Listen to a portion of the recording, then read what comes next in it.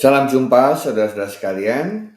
Kali ini kita akan bicara mengenai advantage dan disadvantage dari IoT atau manfaat ya dan juga kerugian atau hal-hal negatif atau risiko yang mungkin akan dihadapi bagi mereka yang menggunakan IoT.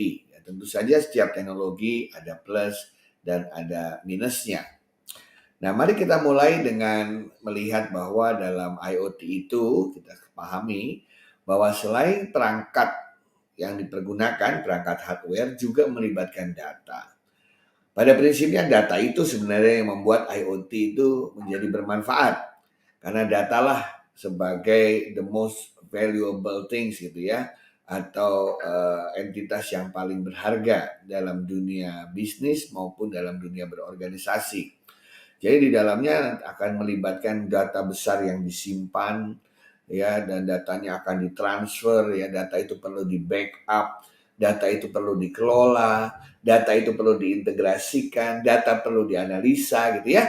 Untuk melakukan ini semua tentu saja masing-masing memiliki tantangan atau challenge-nya masing-masing. Ya, data backup misalnya pertanyaannya, kapan kita akan melakukan backup? Berapa hari sekali? Seberapa besar data yang harus di backup? Data yang mana saja? Tentu saja ini akan membutuhkan biaya tambahan. Kita bicara juga mengenai data protection. Bagaimana cara kita mengamankan data tersebut, ya, data personal seseorang agar tidak bocor. Data transfer kita bicara mengenai kecepatan transfernya, karena data tidak hanya bersifat teks, tapi ada juga data yang bersifat multimedia dan lain sebagainya. Nah, disinilah kita melihat adanya advantage dan disadvantage gitu ya. Yaitu pertama pasti ke advantage-nya atau keuntungannya customer itu akan selalu merasa berhubungan dengan seluruh lingkungannya secara real time dan online.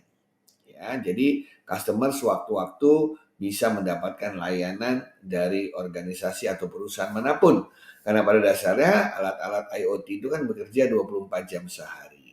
Kemudian dia bisa membantu manusia yang penuh dengan keterbatasan dalam mengamankan hidupnya, mengelola hidupnya, menjaga hidupnya gitu ya.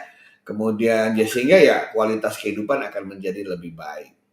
Nah, cuman kekurangannya adalah tentu saja karena kemana-mana banyak perangkat, ya kita akan kehilangan privasi kita ya.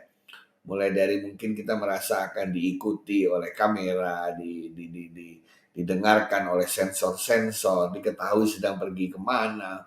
Nah itu tentu saja kita akan kehilangan hak-hak privasi kita atau otonomi kita sebagai manusia. Di samping itu juga semakin banyak manfaat yang ingin diberikan, biasanya semakin kompleks arsitekturnya. Arsitektur yang kompleks tentu saja membutuhkan desain yang baik, melibatkan banyak orang dan biaya yang tidak sedikit begitu. Belum lagi kita bicara mengenai interoperabilitas ya. Banyak sekali perangkat-perangkat itu yang diciptakan atau diproduksi oleh manufaktur yang berbeda sehingga kadang-kadang kita terpaksa memiliki beberapa sistem ya karena tidak adanya kompatibilitas satu dengan yang lain. Kemudian data privacy itu merupakan concern ya. Siapa pemilik data, siapa yang boleh mengolah data, siapa yang boleh melihat data dan lain sebagainya. Nah, jadi dengan kata lain harus ada keseimbangan antara pemanfaatan IoT dengan kehidupan manusia itu sendiri. Ya manusia selain makhluk sosial kan juga makhluk individu. Ada hal-hal yang tetap dia ingin jaga, dia ingin rahasiakan. Oleh karena itu regulasi mengenai IoT, regulasi mengenai undang-undang mengenai privacy di negara-negara yang memanfaatkan IoT itu merupakan bagian tak terpisahkan dari ekosistem. Jadi harus dibahas mengenai hal ini. Sebab kalau tidak, justru IoT bisa disalahgunakan, data-datanya bisa dipakai untuk hal-hal yang tidak diinginkan oleh kehidupan manusia itu sendiri. Saya pernah mendengar misalnya di Jepang itu pernah mencoba untuk mengintegrasikan antara seluruh kamera-kamera CCTV yang ada di Jepang termasuk data-data yang diperoleh dari satelit. Supaya kemanapun orang pergi itu bisa dijaga, kemanapun orang pergi itu bisa diawasi dan mereka terhindar dari segala gangguan. Bagus sebenarnya ya, yang diberikan. Jadi pada saat yang sama orang mengatakan bahwa berarti kemana-mana kita diketahui loh oleh negara. Ya, ada satu hal yang hilang. Untuk mendapatkan layanan tertentu ada suatu hak yang harus dilepas. Akhirnya cerita punya cerita, akhirnya rancangan undang-undang tersebut tidak disetujui oleh parlemen. Atau artinya rakyat juga tidak menyetujui bahwa teknologi sampai go that far, sampai terlalu jauh seperti itu. Nah, kalau dilihat juga dari apakah risiko apa saja yang biasa dianggap ya dilahirkan atau dianggap ada ketika menggunakan IoT, dari berbagai pertanyaan industri yang ada terlihat bahwa rata-rata mereka mengatakan risikonya itu somewhat high menuju high, bukan moderate, tapi moderate ada, very high ada, very low sedikit. Tapi saya lihat dari ini Anda bisa lihat dari grafik ini lebih banyak somewhat high dan high.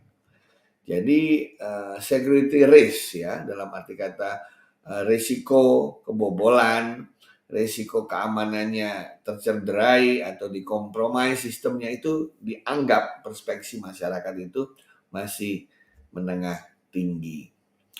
Nah, jadi ketika kita menawarkan IoT bisa untuk membantu manusia mereduce energy consumption, meningkatkan kualitas kesehatan, menghemat waktu supaya lebih efisien, menciptakan model baru, ya, itu adalah suatu peluang yang harus diimbangi dengan risiko yang kita khawatirkan tadi. Seberapa jauh kita mau data kita terbuka, seberapa jauh kita mau sharing data kita, dan lain sebagainya.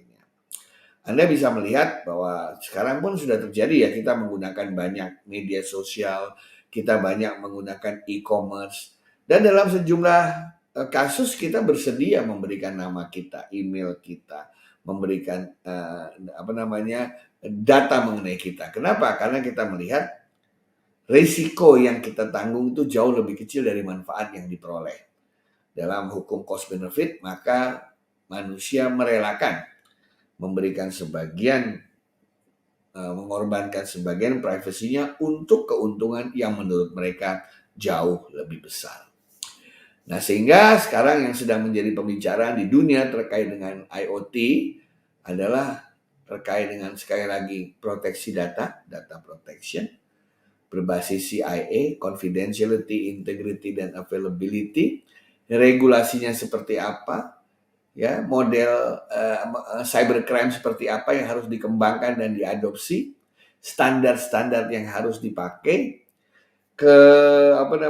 keselarasan dengan hukum positif, hukum dalam dunia nyata, dan juga bagaimana seluruh IoT ini bisa berkembang secara scalable sesuai dengan pertumbuhan dari manusia itu sendiri.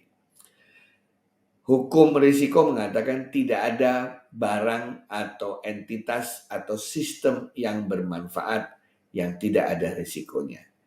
Karena IoT memberikan banyak manfaat bagi manusia, maka pada saat yang sama risikonya pun meningkat. Sudah selayaknya kita mengetahui risiko tersebut dan berusaha untuk memitigasinya. Terima kasih.